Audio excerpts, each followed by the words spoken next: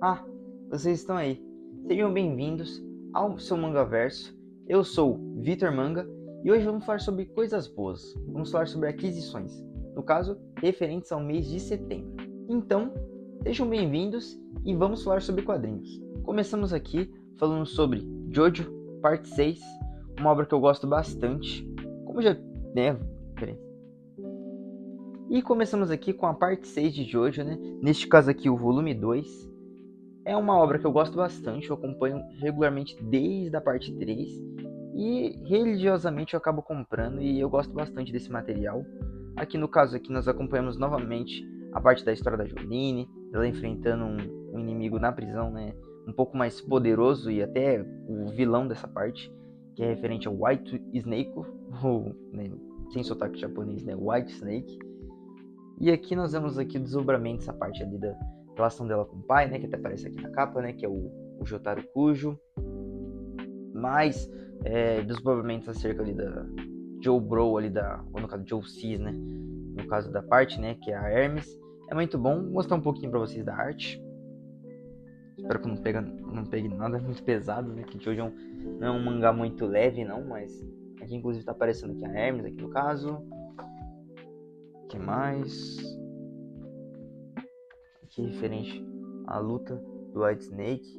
Uma coisa muito interessante que eu gosto do material de Jojo, assim, eu acompanhando desde as partes mais antigas, é ver a evolução do traço do Araki, assim, é muito bom. Talvez se eu achar alguma artezinha que demonstre isso, eu vou colocar, porque é muito bem feito e, nossa, sim, Jojo é uma coisa que eu sou apaixonado desde 2019 e mesmo eu já, no caso, tendo visto o anime, é muito divertido ler a obra, né, assim, ver as diferenças, né, que acabam tendo as duas obras, né, por questões de censura. Então, sei lá, é muito divertido ver esse material e acompanhar essa história. Inclusive, uma das partes que eu mais gosto. A parte 6, assim, é uma parte bem complicada, né, quem leu ou quem terminou sabe como é que é o final, mas em si eu gosto bastante, então, sei lá, temos aqui volume 2 e continuamos. E seguimos aqui com o volume 1698, a mensal do Batman. Aqui nós temos a finalização do arco começado no volume 13 do Tom King e Mitch Gerads, do primeiro encontro do Batman com o Coringa. E, de verdade, não me decepciona em nada, já que eu já tinha gostado bastante do Charada do Dia Ruim, que são escritos pelos meus escritores. Vou até colocar aqui uma imagem para o pessoal saber do que eu tô falando. Mas, de verdade, é muito bom a arte do Mitch Gerads aliada à escrita do Tom King, assim, que eles fazem um clima bem cruel, bem pesado mesmo, assim, que faz você ficar pensando, uou, o que será que eles vão trazer? Porque é muito interessante o jeito que eles montam a história. E também temos a finalização também de um arco da Brave and the Bold, que é quanto a um Batman meio que sem memória. De verdade, leiam essa história. Não sei se é algo que fez sucesso lá fora, mas eu, pelo menos assim, gostei bastante do jeito que foi montado, porque a história te leva a criar alguma coisa e vem um plot twist que você fica pensando, caramba, faz certo sentido. E é bem interessante, assim, o jeito que eles implementam esse plot twist e finalizam a história, porque acontece muito isso, né? De inventarem um plot twist que no fim das contas não acrescenta nada, assim, sei lá. Exemplo. Antes de passar para a próxima, eu vou mostrar um pouquinho da arte para vocês. É muito interessante assim o jeito que ele monta os layouts junto com os diálogos do Tom King, funciona bastante, já que é uma arte um pouco mais pintada. Sei lá, eu gosto bastante do jeito que é montado isso aqui. Assim, essa arte um pouco mais pintada e tal, um pouco mais dark. Inclusive, eu diria que o Coringa dele é um dos mais sombrios que eu já vi, inclusive. De verdade. Um dos mais assustadores, assim, de longe. E seguindo aqui na parte, envolvendo a outra história, temos aqui o desenho do Guilherme March. Um desenho um pouco mais clássico, gosto bastante dele. Desde a época que ele desenhava para Marvel. Acho bem bonito os traços dele. E é muito interessante o jeito que ele monta esse visual desse Batman que tá com amnésia. Porque lembra bastante o visual do Batman do começo de carreira, sabe? Com as luvas roxas e tudo mais. Acho que aqui dá pra ver, inclusive. Sei lá, acho bem legal esse visual clássico aqui. No caso, clássico, mas diferente, né? De que esse Batman tem barba. Eu gostei bastante desse material. Recomendo às pessoas que gostaram de Charada no Dia Ruim, ou até para quem só quer pegar um arco um pouco mais fechado do Batman, que pegue o volume 13 e esse 16. Porque De verdade, recomendo bastante, muito bom. Seguimos aqui com a saga dos X-Men, volume 23. Esse aqui de longe é o meu xodózinho. Se tem uma coisa que eu não vou parar de comprar até finalizar, no caso, até a Panini cancelar, é o volume 23. E aqui nós seguimos com o Tom Arco envolvendo a ninhada, que é muito interessante ali, os X-Men sendo infectados e tudo mais. Tem uma história anual envolvendo o Alto Evolucionário e o Mojo dentro.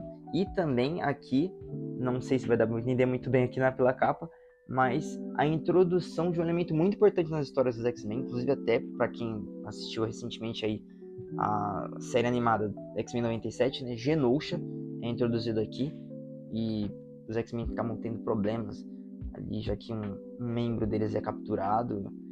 E, enfim, não vou dar spoiler do que acontece depois, mas assim, é muito gratificante ler X-Men e você vê que você sente cada vez que vai passando as histórias uma progressão interessante quanto à parte de personalidade e até de trama por parte do Claremont. Assim, ele sempre vai perguntando coisas, ele sempre vai acrescentando, ele vai sempre transformando esses personagens. Um exemplo aqui muito claro é a própria Vampira que está aqui na capa, porque se você pega a Vampira do volume 1, que vem um pouco ali com desconfiança por parte dos X-Men, já que ela era uma vilã, é bem insegura, pra Vampira de agora é, assim, absurda a evolução dela. Fora outros personagens que evoluem bastante, como a própria Tempestade, o Colossus. É muito orgânico o jeito que é montado e, sinceramente, eu sinto muito falta disso nas HQs atuais, já que muitas vezes você fica 2 anos lendo uma história de um personagem para no fim você não sente que ele evoluiu bastante. Já que com os X-Men, claro que aqui é o volume 23 pro 1, já devem ter se passado, sei lá, 5 anos de publicação mais ou menos. Mas você sente o peso das ações, você sente que eles evoluíram e é muito interessante o jeito que o Claremont troca da equipe. No caso dessa equipe que aparece aqui, com Wolverine, Vampira, Colossus, Destrutor, Cristal, Psylocke, Longshot e Tempestade, definitivamente não é a mesma equipe que começou. Só que acho que a coisa mais interessante dessa troca que o Claremont acaba fazendo é que você não sente que a equipe perdeu força, assim, tanto na questão narrativa quanto na questão de própria força, assim, como equipe. Você sente que são trocas até equivalentes, por exemplo, sai o Ciclope da equipe, entra o Destrutor, sai uma personagem com telepatia, né, que no caso é o Professor Xavier, vem a Psylocke. Então é muito interessante o jeito que o Claremont, ele sempre vai renovando a equipe, mas não necessariamente deixando ela mais fraca, assim. Ele sempre vai dando personagens que ele sente que vão acrescentar mais com aquele ponto. E agora eu vou mostrar um pouco da arte para vocês, né? Inclusive tem essa capa aqui muito da hora do Wolverine sendo infectado pela ninhada, muito interessante. Quem desenha a maioria dessas páginas é o Mark Silvestre, então é muito interessante o jeito que ele coloca os desenhos, né? São desenhos bem energéticos, bem frenéticos, vamos dizer assim, que eu particularmente gosto bastante. Tem o Arthur Adams, né? Um grande precursor aí do traço mais image. Não sou tão fã não, mas tem o seu valor. E para finalizar temos aqui o Rick Leonard, que faz só dos anos 35, né? Tem X-Men dos anos 35. Eu não gosto bastante, não achei muito coerente com a arte do Mark Silvestre, né, que desenha a maioria dessas páginas. Então eu achei um pouco cartunesco até, então, sei lá, não achei que combinou tanto não, mas sei lá. É que é legal.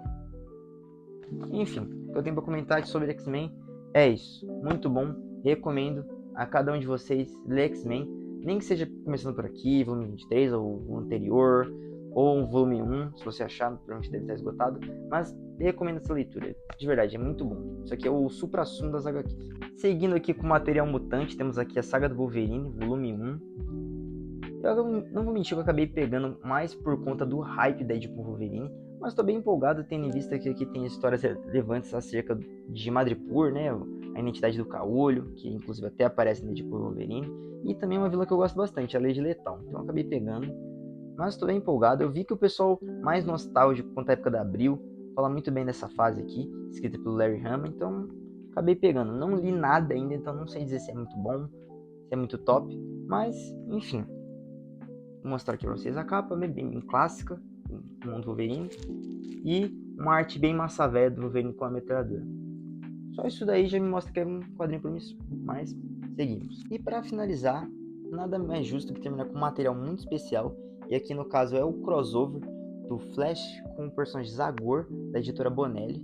No caso, a Bonelli e a DC estão fazendo aqui uns crossovers, né? Muito interessantes. Tem o Diamond Dog com o Batman. Tem de outro personagem que eu acabei esquecendo o nome, com a Liga da Justiça. Vou até colocar aqui a foto dos dois crossovers. E eu acabei pegando esse aqui mais por já conhecer um pouquinho o Zagor e ter ficado realmente curioso. Tipo, como que eles vão unir um personagem assim, envolvido com questões de faroeste, com o Flash, que é um personagem super viajado. Mas estou bem empolgado para ler. Acabei não lendo. Meu pai acabou lendo e falou que é muito bom, muito interessante ali. Então, lá, se meu pai, que é um pouco mais fã de Zagor, acabou gostando, então estou bem empolgado para ver como a história vai desdobrar. Do que eu vi da arte, eu acabei gostando bastante, né? A arte do David Filetti, não sei se eu falei certo, mas enfim. É uma arte bem interessante ali, bem viva. E eu gostei bastante do tamanho do material, né? Ele é um pouco mais gordinho, né? No caso, referente ali aos álbuns que são lançados, né, ali na parte da Itália. Tem aqui, obviamente, né? O Zagor dando um belo de uma lasanhada no querido ali do Flash. Mas, enfim, né? É aquele clássico, né? Aquele clássico de crossover de heróis. Eles vão brigar no começo, vamos ver que tem a ver a história ali um com o outro, vamos ver com os dois heróis. E a partir daí se unir pro bem maior, né? Mas eu deixo ali a questão da contracapa. Acabei gostando bastante, sim, visualmente desse material e com certeza estou muito empolgado para ler. Só para finalizar, vou citar aqui também o nome dos escritores, né? Giovanni Matti e Mauro Uzeu. É isso. Se eu falei certo ou não, não sei porque eu não sei falar italiano, mas fica aqui esse material aqui muito interessante. É isso, pessoal. Essas foram as aquisições do mês de setembro. Se vocês gostaram e se interessaram por algum material aqui, dentre esses aqui, querem que eu faça resenha, comentem aqui. E é claro, se gostaram, deixem um like e considerem se inscrever. Esse aqui é um canal pequeno, ainda estamos crescendo, mas tento postar conteúdo quase todo dia, quando dá, né, praticamente. Ali shorts, tem esses vídeos aqui, quanto a aquisições e resenhas. O resenha está um pouco parado, prometo melhorar nessa questão, mas considere se inscrever. É isso. Tchau, tchau.